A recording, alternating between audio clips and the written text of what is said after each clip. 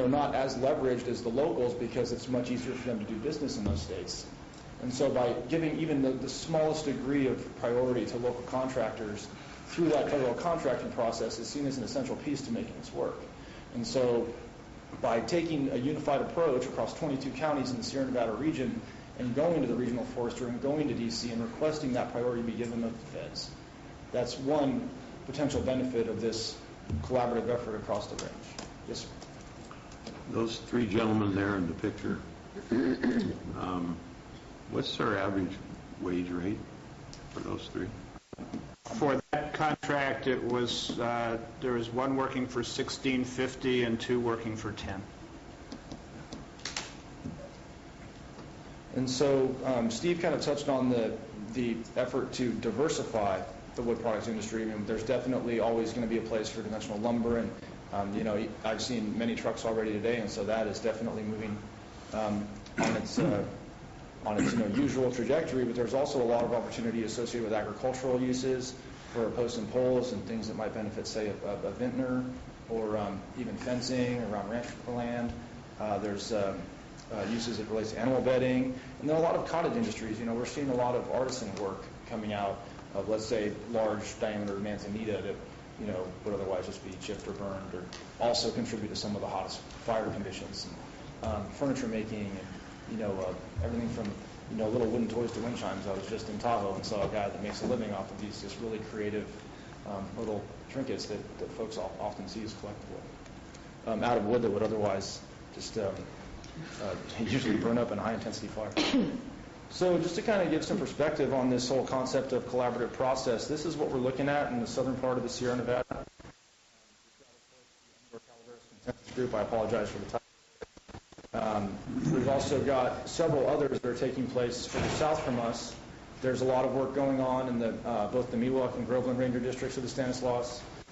There's the Sustainable Foresting Collaborative, which is negotiating a fuel project that is kind of the stepping stone towards a true collaborative approach to project planning, to hedge against any sort of conflict or controversy that arises. It's a very transparent approach using sound science and bringing in all the key stakeholders. There's the Sawmill Ridge project on the Sequoia National Forest that is moving forward nicely with help from the Center for Collaborative Policy at Sac State. The East small generation facility there.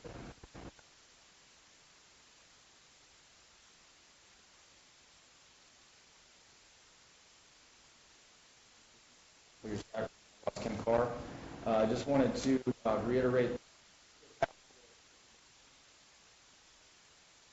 historically had the lowest level of investment from state government throughout the state's history. Per capita philanthropic spending here is like close to 600 times less than what it would be in the Bay Area, so that's something to consider. We are a state agency, but what makes us unique is, one, we were founded in a bipartisan fashion. A Republican Assembly member named Tim Leslie and a Democratic Assembly member named John Laird wrote us into law. And another thing that differentiates us from most other state agencies, and something that I like to definitely hone in on, is the fact that we are voluntarily funded. The state has what's called the Environmental License Plate Fund. So individuals who want to get a vanity license plate, something that would say love to ski or something of that nature, that goes into a revolving fund that funds conservancies like ours. Another thing, so there's no taxpayer base associated with our operations. We're completely voluntary. And the third note is that we're not a landholding conservancy. We're not a conservancy in the traditional sense of the word. We're simply here to build capacity in the Sierra, support local government in acquiring funds like you guys have been doing today. We're working with tribal entities and nonprofit groups and industry to approach things in a collaborative way, to hedge against, again, any conflict or controversy. So we're definitely different when you compare us to other state agencies. But as far as our role, we're definitely going to commit ourselves to convening and facilitating, mediating these stakeholder groups. It's something that many of us on staff have training in and we're able to do somewhat effectively. We want to remain that neutral third party. We recognize the need for kind of someone in the middle to help kind of steer the discussions and bring folks to the center where we can all agree, whether that's a fuels treatment project or whether it's a watershed restoration project, whether it's a timber harvest, it's all of these sorts of things need to be approached in a way where everyone's on a level playing field and there's a sense of trust and cooperation. We see that as essential. Definitely look into identifying secure investment in the region. Oftentimes, folks downstream who benefit from the various resources that Sierra offers don't really have an understanding of what is here and how it needs help in terms of protection to maintain those services such as water and recreation and those sorts of things. So making that connection between the downstream users is seen as a potential for securing investment in the region. And then definitely just monitoring the state and national condition as it relates to forestry and making sure that folks are working with the most recent information and just kind of acting as a clearinghouse to support collaborative efforts, either on a local, multi-county, or a region-wide basis. And so some of the work that we've been doing so far is participating in those project planning efforts. A lot of times folks have very strong opinions about how a project should look or feel post-treatment, or maybe the diameter of the log, or the spacing between the trees and that sort of thing. So we have been actively participating on a number of fronts in that project planning activity. We've actually been able to provide a modest amount of funding for the development of CWPPs, fuels reduction work, and also some of the environmental and permitting issues associated with those. Yeah, just so people who are not state I'm sorry, I should have clarified. Workers don't talk in acronyms. CWPP is a Community Wildfire Protection Plan, and this is a county that didn't have really a lot of those, and we are now beginning to churn them out, which helps take care of some of these build-up fuel problems around our towns.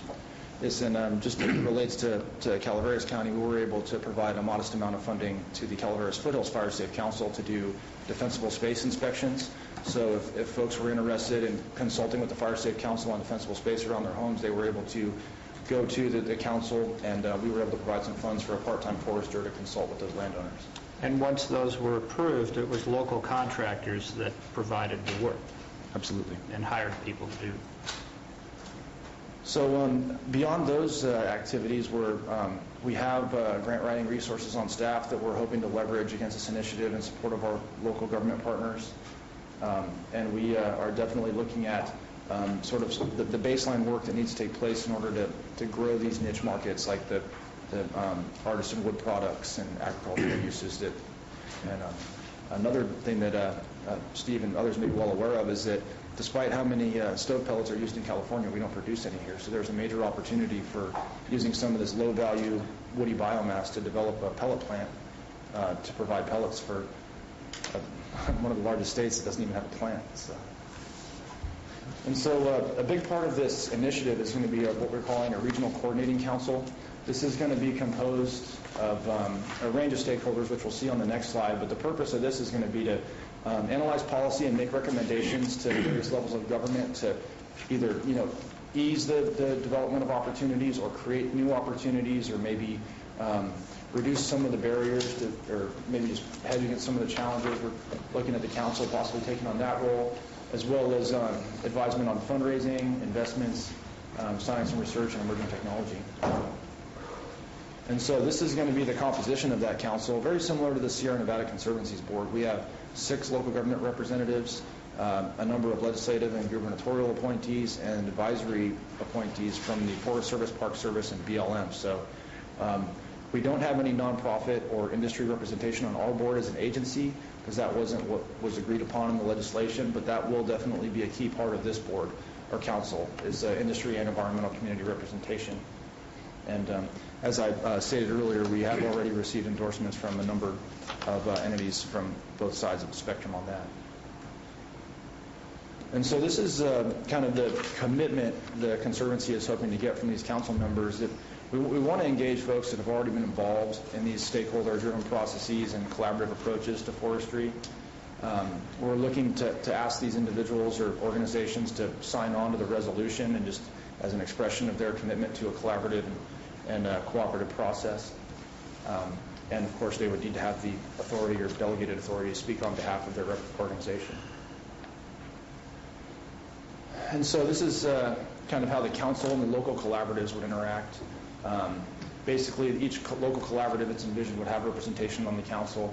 The regional issues would be addressed on a regional level, but they would trickle down to benefit the local collaborative, potentially similar to that concept of a local contractor priority in terms of federal contracting. That's seen as a big one. If we can get that done, that'll really benefit our local economies. And yeah, we'll definitely have open meetings of the coordinating council throughout the Sierra so that folks can participate.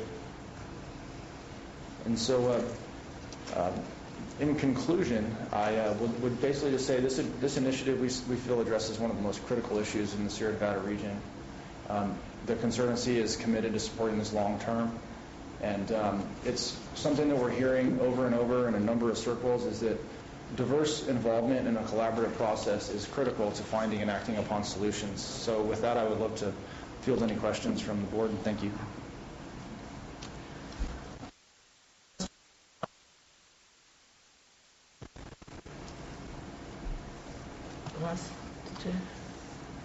I'm just still very appreciative of Supervisor Walensky's involvement in all this. I see the pattern of success is building here, Steve. Good job. I do. You know, I've read it a couple of times. I'm not sure why we're doing this. I mean, when Leslie and Laird, predominantly Leslie, and how he got the approval from Regional Council of Rural Counties and so forth, was that there be supervisors on the council, of which Tom was and now Steve is. And so all this is saying is let's collaborate. And that's the whole purpose. I mean, you have the 3 regions, or 4, I can't remember, that meet. And then they meet as an overall council. And now we're saying that you're going to set up, the board, excuse me, where I say council, I meant board. Now you're going to set up like a subcommittee made up of people that are not part of the governing board to collaborate. And somehow I'm missing something here. I mean, not that all this isn't nice and wonderful, and I support this, but I don't understand why it's going to all the boards to say, why don't you collaborate? I mean, that's... If I could, I would just say that this coordinating council is very much different from the Conservancy's governing board. The Conservancy is simply hoping to convene the council. We wouldn't have any sort of, management authority over it. It would kind of be a self-initiating entity, and the purpose of that is we just feel that there's a lot of folks working in silos, and there's at times a lack of cohesion across different areas. And it's felt by our board and a lot of our stakeholders that if we were able to take a regional approach to this and get buy-in from the local level, starting from essentially a grassroots campaign to support a collaborative discussion on the issue, is where we're kind of seeing that having the most impact. We just feel that in order to affect change at whatever level is needed, taking that grassroots approach and getting buy-in and taking the time to interface with local government and our tribal stakeholders and nonprofit stakeholders, we just saw that as... So why can't the board just do it? Right, well, they did. Our board did adopt a resolution, and they gave us direction to seek support from our 22 counties in the Sierra Nevada region, as well as our other stakeholder groups. Well, this resolution we're being asked to adopt is basically the same resolution that your board adopted. It is the exact same resolution. Same one. Great. And we just want to make sure that we're basically taking it on the road, and we want to, if there's concerns, we want to hear them. If there's folks that are enthusiastic about participating, we'd love for you to get involved. We just essentially are taking the grassroots approach because we want to make sure we don't leave anyone out. And Steve, if you want to, I don't know if you had... Yeah, I'd like to add just a little bit in response to Marita's question. The Sierra Nevada Conservancy was created only 5 years ago. And during its first few years, it tried to essentially establish protocols and procedures and how it would make decisions, and then it began to allocate resources, which was a big change in the Sierra, to think of it as a region. One of the things that occurred was it seemed that the issues that were being brought forward through all sections of the region were things like huge fire risk, fuel buildup, no cooperation between federal agencies, and then between federal agencies, state agencies, and local entities. And while the problems were universal, the solutions were not always exactly the same in each area. In fact, it requires a very diversified look at the Sierra and its differences as well as its similarities. Obviously, putting a bunch of pellet plants, individually competing against one another for limited resources makes no sense. The same thing goes for post and pole, same thing goes for sawmills. We're trying to figure this out finally on a regional basis. And in order to actually make anything happen, you have to see all the bureaucracy that's in the way of having anything occur. The word collaborative is used rather extensively, as you saw in this, but the nature of that collaboration, it's required to get anything done. You can see what we're not doing. That is, the federal lands, BLM, U.S. Forest Service, hundreds of thousands of acres in this immediate area, has been essentially off limits, and nobody's doing anything with it, or just minor, a few thousand acres a year on fuel reduction in our whole region. It would take the next 20 years putting everybody who ever worked in the forest, or that kind of number, back out there just to restore the damage and the ruination that's happened from doing nothing over this last 40 years. The last 20 being the most appallingly neglectful. So in order, and this is what's different about this state agency than others, because it's connected, and Tim Leslie was actually quite wise in forcing local government participation in the state agency, because what it did was it bring people back to local conditions. It forced people to take a look at, all right, you can talk about this all you want, but if there's so much in the way, isn't it time we pulled everything together? So 42 different agencies and groups, including the people who sued the Quincy Library Group into doing nothing, including the SPI, subject to many local lawsuits, including U.S. Forest Service, BLM, CAL FIRE, a wide range of local fire interest and fire safe groups, the local environmental interest as well as state and national have participated in this process. And to tell you the truth, honing this into some kind of agreement was no easy task. And if you read the comments on what finally became the draft of this resolution, you'll see that everybody was able to take some offense at some part of it. But in the end, this was carefully worked through public, private, state, federal, local entities, nonprofits, environmental groups, everything under the sun that lurks in the Sierra managed to weigh in, and this is what came out of it.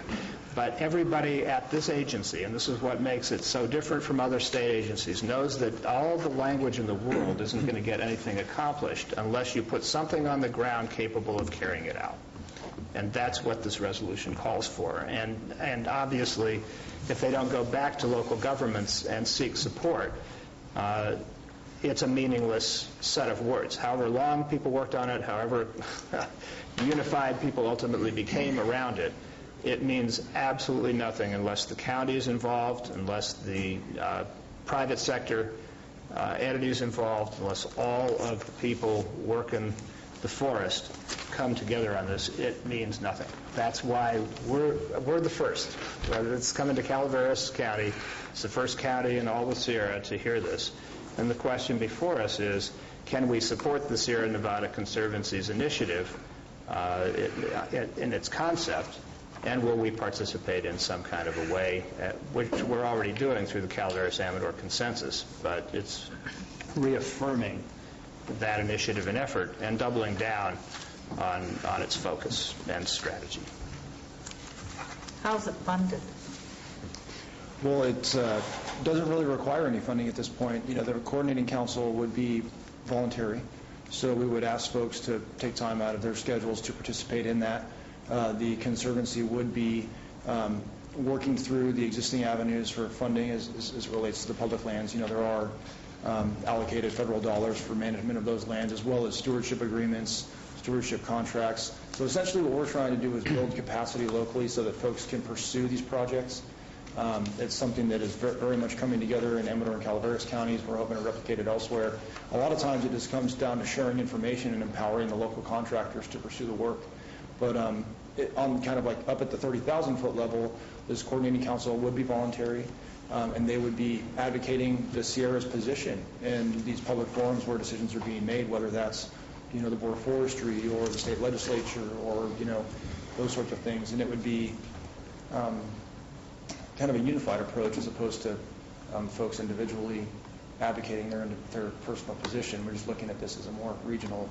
Will the Conservancy providing staff to these Absolutely. groups? We will be committing anything it takes to this in terms of what we have available. So there will Given that we're be a making minimum cost to do this? There will be, but it will be covered under the Conservancy's environmental license plate funding. So it's not an additional burden on taxpayers or anything of this sort. And probably Brandon would be remiss to say this, but I wouldn't. One of the issues that's come up, and possibly even a criticism of the Sierra Nevada Conservancy, is that its initial outlays in watershed projects were kind of scattershot, spread over 5 regions and responsive to local initiative, but not cohesive, not coordinated, not regional in nature. Even though this was meant to handle the Sierra issues on a regional basis, its actual capital outlays were quite different than that. This attempt is actually also, it would not really be achievable if it were not accompanied by new initiatives from the board of the Sierra Nevada Conservancy in supporting these regional efforts. So that's actually part of a turn in the organization, to have deeper impact, to actually not just be having, here's a project and you can do this for a year, and when the money runs out, people are laid off, or it's the same old cycle. This is meant to become much more fundamental in changing the forest economy and its relationship to communities. The big thing we're trying to do here is to get our local contractors in a capacity to do 50,000 acres rather than the 20 to 30 that they're bidding on, or being individually left out of the contracts that are being filled by Oregon and other area-based organizations because we don't have the capacity in size. So the Sierra Nevada Conservancy and the National Forest Foundation have actually put money in here to establish a contractors group that can joint bid on these things, put our guys back to work locally, and that's a big part of this initiative, is to get what they call capacity. So we've got the capacity, we've got the equipment, we've got the experience, we've got the background, we just don't have the jobs. And in order to get that, people are going to have to learn a different approach to doing this work, to bid on the private contracts and be able to manage, to win that. We've not been good at that, and it's been much to our economic harm here, as well as leaving our forests a mess. Does the public have anything? Got a little bit of the public here. Al Segala. When I hear the word sustainable and collaborate, my blood kind of runs cold, because quite often those words are associated with those that really want to have larger government. And so much of this is really attractive to me, particularly not any expenditure of tax money. I think that's a really neat idea. And I join your skepticism on this a little bit, Marita. If this board would lend its support to this, it should be that it would include only government-owned property, public lands. If this is to be used as a indirect regulating force for private lands, I'd say no, don't touch it. I can assure you that that was very much talked about as this resolution went through, and as Brandon suggested, the work anticipated is on BLM and U.S. Forest Service land. However, Sierra Pacific Industries, which owns 110,000 acres of Calaveras and Amador counties and many other hundreds of thousands throughout the Sierra, has been invited and is currently participating in these discussions because they're interested as well. They have cogen plants they're seeking to supply. They want to work to expand work in U.S. forests and help in the they've got, in fact, many private contractors are interested in participation. The problem has been that we haven't had policy that allowed it. We haven't had agreement. What we've had is lawsuits and battles for the last 25 years. The collateral damage is the people of the Sierra. We live in a forest that is actually not only the prime attractant, it is beautiful in some ways, but it's also the biggest hazard that we live in the midst of. Now, we can move to do stewardship and restoration work, and it can put a lot of people, it's 100 people going back to work just on the cogen plant and the supply to it and the stewardship agreements that are attached to it. That's 100 people in Calaveras and Amador County. The other projects anticipate with post and pole and other activities here in this county, we could get as many as 150 to 200 employed. Now, you're asking, well, are these public jobs? No. These are people who are going to be winning bidders, hopefully local people, on stewardship agreements and contracts in this region. And selling, not only getting the stewardship agreements, but also selling the product, a diversified set of products, through private enterprise. There are 8 contractors locally that are engaged in this, with SPI being a 9th at the table. Those are good comments, Steve. I attended a tour, several tours with TwoCare in Tuolumne County. I was really impressed of how the thin forests, without actually doing even age growing or harvesting. That's another word for clear cutting. If the costs, this thinning process that I observed, I asked for the numbers on that, is a tremendous loss. There isn't enough money that comes from the materials in this process to pay for it. So the taxpayers have to pay for it to reduce the fire, mainly to reduce fire danger. Okay, if the timber people were allowed to even age harvest, in other words, remove the material and then plant the trees in proper distances from one another and have different varieties of trees, then we solve the problem without any government involvement at all. That would be a better approach. Well, again, you're speaking of one of the groups that's part of this collaborative effort. TwoCare has been meeting in the Tuolumne and Mariposa area, and you've seen their area outlined on the map there. If we get into timber harvest theories and practices, we get into a very controversial and heavily litigated set of issues.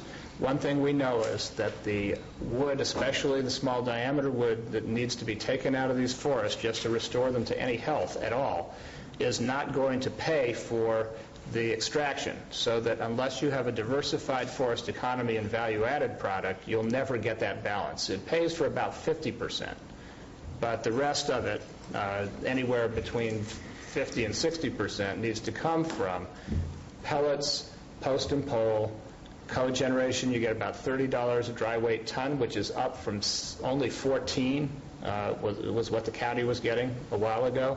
The competition and higher quality gets you double what we were getting before, and that begins to pay for the transportation part of it.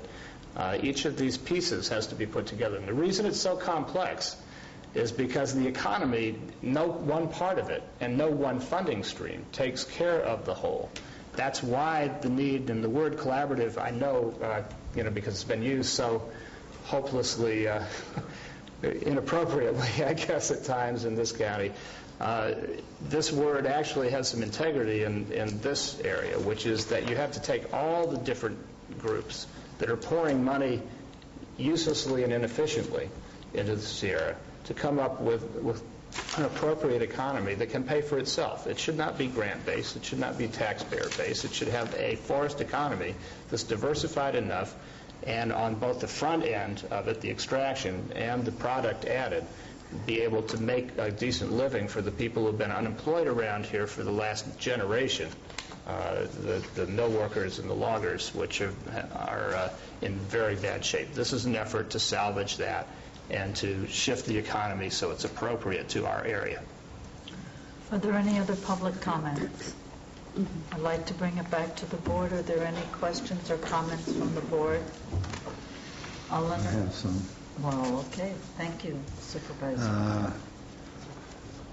If you go to the resolution under the what now therefore be it resolved, and it lists the 246 bullet points, I'd just like to comment on them somewhat. Quite frankly, I'm very much in agreement with much of Al Segala's comments, and quite frankly, I'm much in agreement with a lot of Steve's comments, in the sense that it's a bureaucratic mess. We've had nothing but lawsuits by environmental organizations that have brought forest management to a state of paralysis. Every time we have a national forest policy group from the Forest Service that's based on what I think is good science, and it's coming out of their scientists that have gone to forestry schools, etc. The environmental community sues.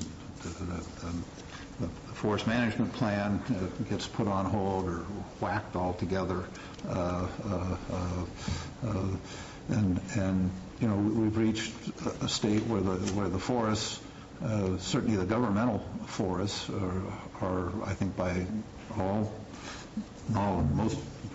not all, but most knowledgeable people, it is a state of total abandonment and disarray. And management, there isn't any management for all practical purposes. And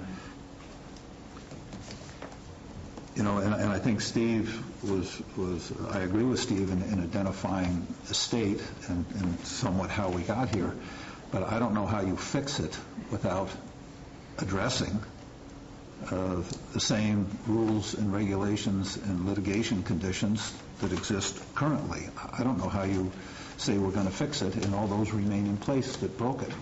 It seems to me if you want to fix it, you have to start by fixing what broke it.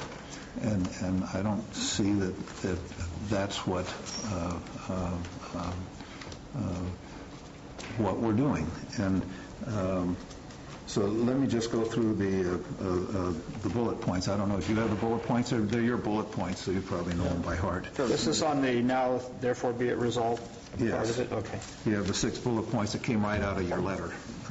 And one's identifying, supporting, and the first is identifying, supporting, and implementing actions that will reduce the risk of large damaging fires in our forests and wildlands and in our communities. I think we're all totally in favor of that. The question is, how do we do that? You go to the second one, identifying, supporting, and implementing actions that will result in ecologically healthy forests and watersheds, protecting habitat and species, water supply, and water and air quality. I totally agree with that. What I don't agree with is at the end you say, and the long-term sequestration of carbon in plants and soil. Now we're getting into the whole global warming discussion and argument. And if you get into carbon in plants and soils, then you're basically saying the government's going to control every aspect of land management. And if this applies also to the private sector, you're not going to have any management discretion left to you if that's the direction we're going. And I would support it if you had a period after air quality and left out and the long-term sequestration. Am I saying that right? Yes. Sequestration of carbon in plants and soil. I mean, that's once we get into the carbon thing, you basically have the government in total control of every aspect of our personal life and the economy. And I don't know where you draw. I don't know where you draw the limits there. And quite frankly, I'm not certain of the science behind all the man-made global warming issues. So I just would like to say this is non-regulatory in the truest sense of the word. So. It may be non-regulatory today, but that doesn't mean that's where it's going to be tomorrow. Because our agency has no regulatory authority whatsoever. Yeah, but others can grab a document and say, look, the local supported this, and this is what the Sierra Nevada. Let's put it in code. Let's make a law. I mean, they love to do that. So I'm not for the long-term sequestration of carbon in plants and soils. You go to the third one, which I guess is where I have concerns also. It says identifying, supporting, and implementing actions that will create ecologically and economically sustainable jobs and economic activity resulting directly and indirectly from sustainable forest stewardship activities. Okay, that I agree with if there were a period there. But it goes on. It says including but not limited to. It seems to me the first thing that should be listed there is logging. And, if you're taking logging off the table altogether, then I don't think we're doing anything to address forest management. There is a section in the body of the resolution that expresses the importance of maintaining existing infrastructure. I think it needs to be here. This is the therefore. All right. The rest of it is I'm taking notes, and we'll try to add these things. It doesn't have to be exactly the resolution. If there were, to me, I would like to start with including but not limited to logging, biomass, energy, biofuels, value-added wood products, dimensional wood products, and other commercial wood products, and the activities necessary to produce these products, and then I would add for which there are no government subsidies. I don't think you can say that we have something that's sustainable ecologically and economically if, in fact, it's government subsidies in perpetuity. I mean, to be sustainable, you got to get rid of the subsidies so that it can stand on its own 2 feet in the private sector, attract capital, and grow and do the business model. So I don't want something that's just going to be another huge government subsidy in perpetuity. I mean, we've got enough of those out there already. We don't need another entitlement. So those are my comments there. Then you go to the, fourth one? It says identifying, supporting, and implementing actions that will result in protection and restoration of plant and wildlife habitat through increased resiliency. I don't know quite what you mean by resiliency. Diversity and species composition post-treatment. I don't know what your definition of post-treatment is. I mean... Well, essentially, resiliency refers to a stand's ability to survive a large fire. And so, a large fire, that's your definition of resiliency? Fire resiliency is the generally used to... and I think you should say that. Increased fire resiliency.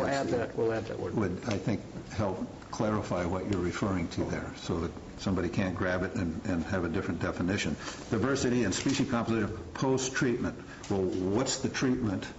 Right. So that would be something... What are you defining as treatment? Logging or chipping? Let me give you some examples. We've got three, the Glencoe, the wildfire protection plan that was submitted to BLM contemplates taking out, well, you saw those plantations. It was designed to thin those, and they thought they would do several kinds of follow-ups. One would be where appropriate, generally where the ground is relatively level, reintroducing fire into the post-treatment regimen.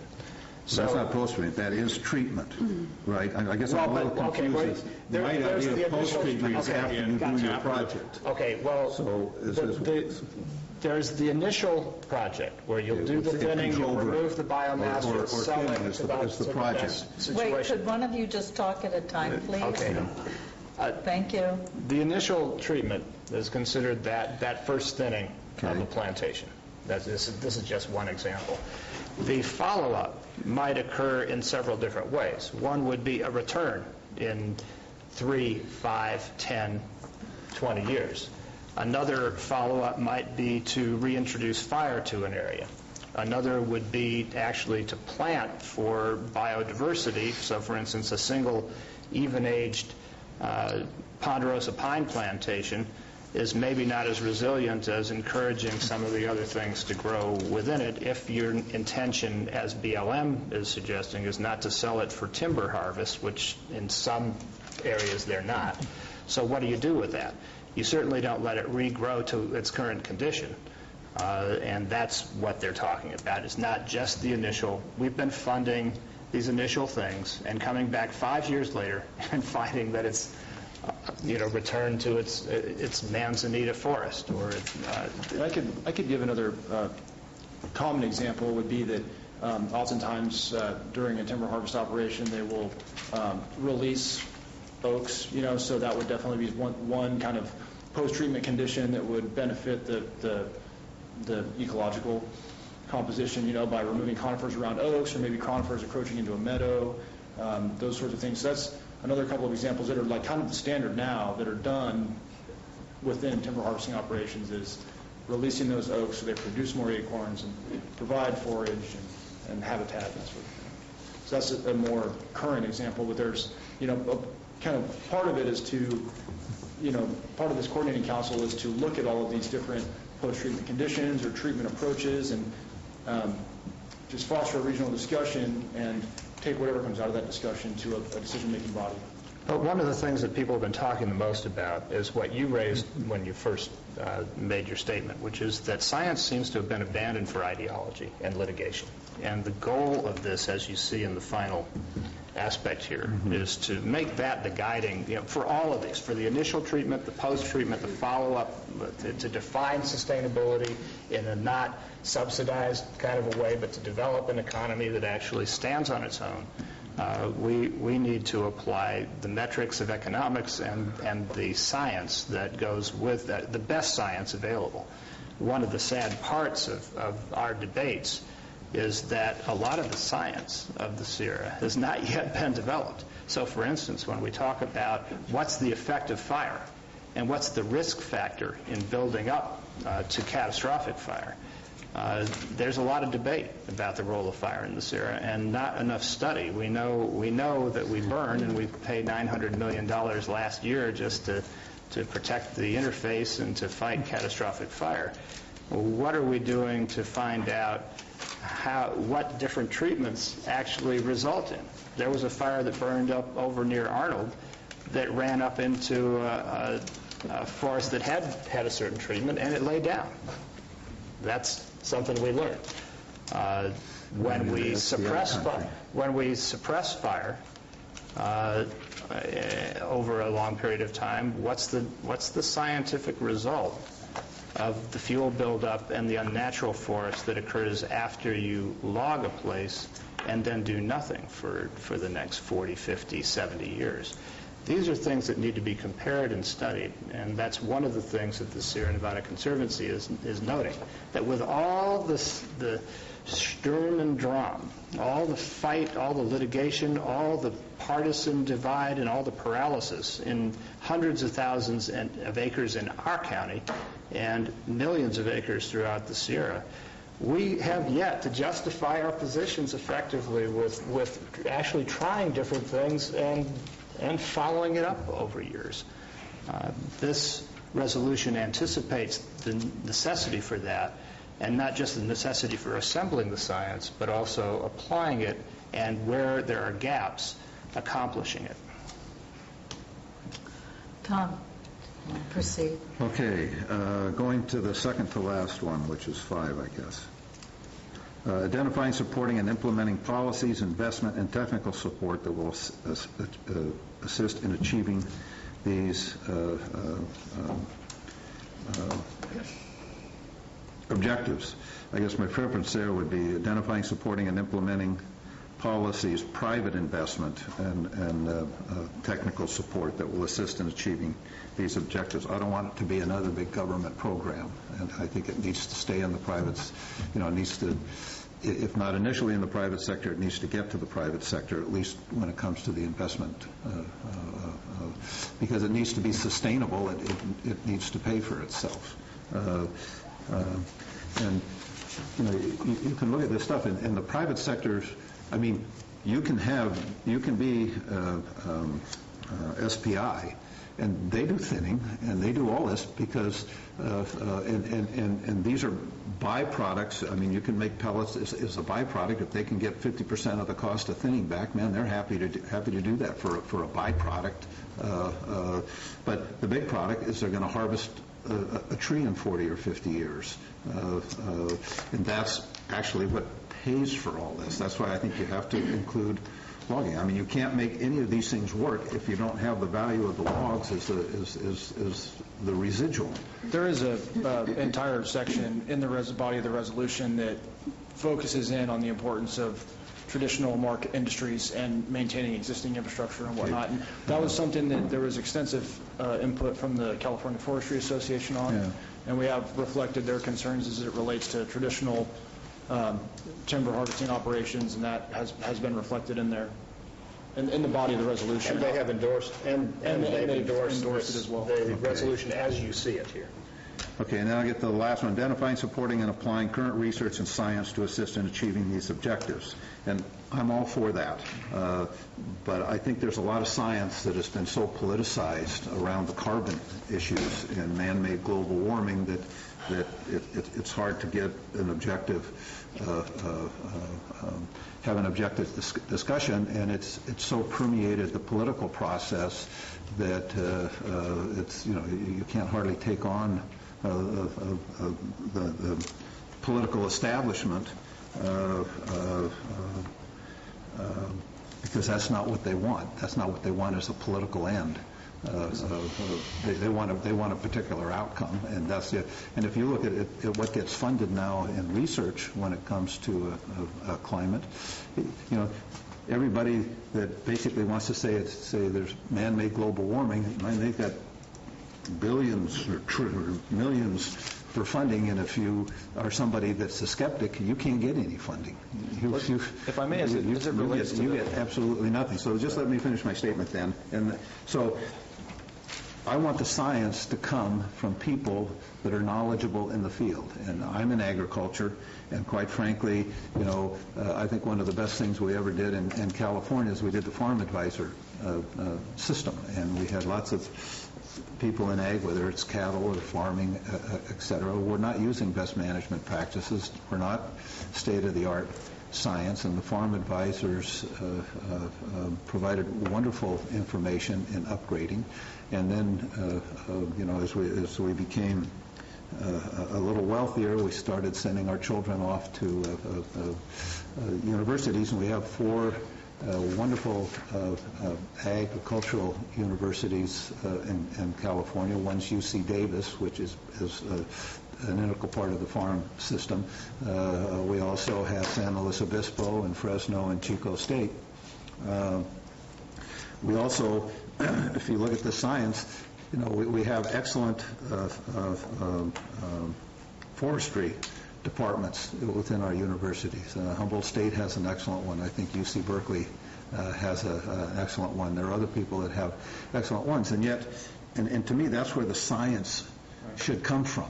The Forest Service has wonderful scientists. The State Board of Forestry has wonderful scientists. And yet we end up in court and they all get overridden. And so, it's easy to say this, and then it just gets hijacked. So anyway, go ahead. I was just going to say, we have seen the success I mentioned briefly earlier on the Sierra National Forest, the Dickey Creek Watershed Restoration Project. It's several thousand, if not over 10,000 acres. It's been negotiated between forest operators down there, including Larry Dewson from Sierra Forest Products and Sierra Forest Legacy, using the General Technical Report 220. It's a very recent publication from the Forest Service in partnership with UC Berkeley, that is becoming known as, one of the most current and, I guess, widely accepted scientific efforts around forestry. And this is a project in a very sensitive area that's essentially been endorsed by a group that has also been a litigant in other cases. And so we are seeing some of this science come into play using those exact resources that you just mentioned. So that would definitely... those are the resources that I think should be given the highest priority. Absolutely. The ones coming out of the forestry departments Absolutely. at Humboldt or UC Berkeley, and I'm sure there are others. I'm just not that familiar with forestry. I will say, because I don't want it to sound like I'm totally negative, I would say for the Sierra Nevada Conservancy, and I view you as being basically one of the environmental organizations, but I think you're one of the better ones, and I think you are making some effort to be something other than just politically correct, and I compliment you for that. But I think we should get out of the long-term sequestration of carbon. I think we need to get out of the global warming component, or we're just going to get all bogged down. And I think you need to include logging, and then put in a sentence at the end for which there are no, at the end of all this stuff, that there are no government subsidies. That needs to be the, I'm not saying maybe there's some startup costs, but I don't think you can just have perpetual subsidies and call that sustainable. Those are probably my two big ones. Thank you. Mr. Thomas, Mr. Tuffanelli. Do you have any comments you want to make? No. Gary? Well, going back, I find myself in agreement with Tom on most of his points. It can't be sustainable if you continually give federal funds or state funds to it. It has to stand alone.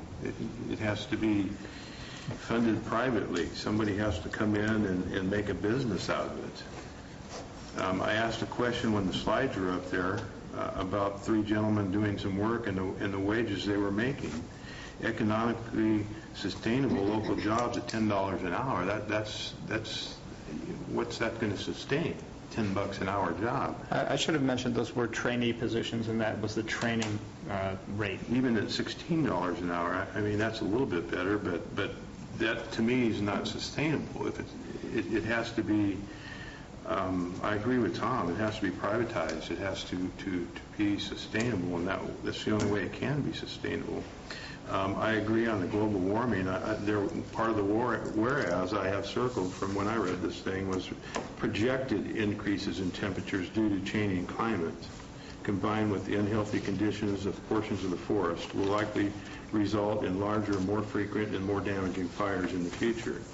Projected increases, again, we get into this whole global warming thing, and I think it needs to be out of it. I don't like the wording in there in this resolution. I agree with what you're trying to do here. I agree that we need to do something with the forest, and I agree that it seems to be something that can be sustainable. I'm very interested when you put the map up there and you showed your regions. The map was of California. It showed nothing. Is there what's going on in the eastern slope in the other states? What's going on in the Rocky Mountain forests? What's going on in other states? Is there other things like this being done? Is there any models, or are we the cutting edge of any modeling that's being done currently? Actually, I can answer part of that. We're not cutting edge. We're so far behind cutting edge, we're not even in the game.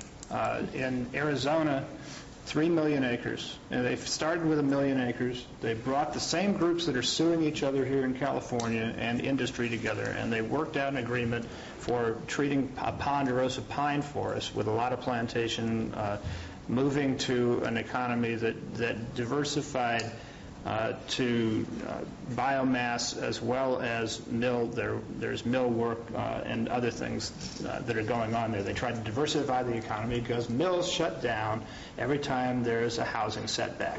You can talk about federal regulations, you can talk about all the other factors that get into whether they're in the forest or not in the forest, but saw, log, board, feed, track, no matter what the regulatory environment is nationally, exactly in sync with the housing market. And sadly, with all our debate about it, Some economist ought to show the tracking of that, because that's the truth. And without a diversified forest economy and without the ability to move between a number of different products, what you have is a boom and bust, and that's what we've had here for the last 25 years in this area, is a bust that has led to over 25% unemployment in the former logging towns of this county, and Amador, and Mariposa, and Tuolumne, all of which is causing a lot of people to be angry with one another, but have no, until now, no alternative approach. But White Mountains is probably your best example, and it is, luckily for us, because things like the Center for Biological Diversity, which is busy suing almost every forest project in California, was a signature and participant in the White Mountains project. Some of this initiative is patterned after that, in order that we not trip over the minefield that we've already traveled with many casualties. This effort is very similar to others also in Oregon and Washington that have been very successful on large landscape scale, multi-year forest work. But the biggest is 3 million acres Right. in the White Mountains in Arizona. This is the Apache Sitgreaves National Forest. How was that funded? Was that funded privately? Was it It's a subsidies? How was it done? Let me try to go back, because there's some real misimpressions. People are talking about federal funds should not be part of this. The federal government is responsible for management of federal lands. There are millions of dollars that go into that, but it has been so poorly accomplished in the Sierra that it needs to be reorganized rather than, we can't not ask for our share of federal management monies. What we can do is manage it locally in a way that makes sense instead of what they've been doing. So I agree with Tom that there's no such thing as sustainability if you cannot operate profitably the value-added portion of this. But nobody